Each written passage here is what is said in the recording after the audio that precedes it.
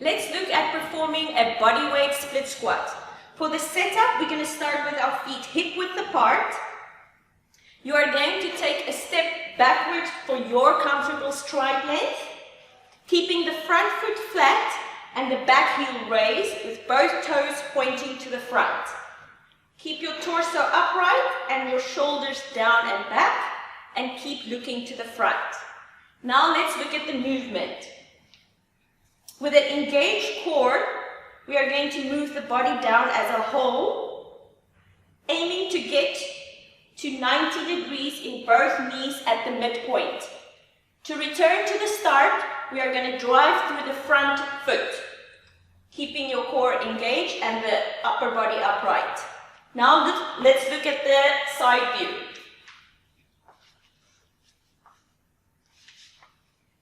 To start the movement, keep your core engaged and move the body down as a whole, bending in both knees, aiming to get to those 90 degrees in both knees at the midpoint.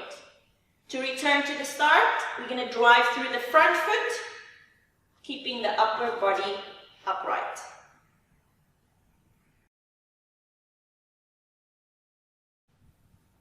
A common mistake we find with the split squat is the upper body moving forward. So a nice way of fixing this is to imagine that you are in an elevator and your whole body is moving down and up, and not so much forward and backwards. A common mistake with the split squat is when a person does not have a stable front foot and might be lifting the heel.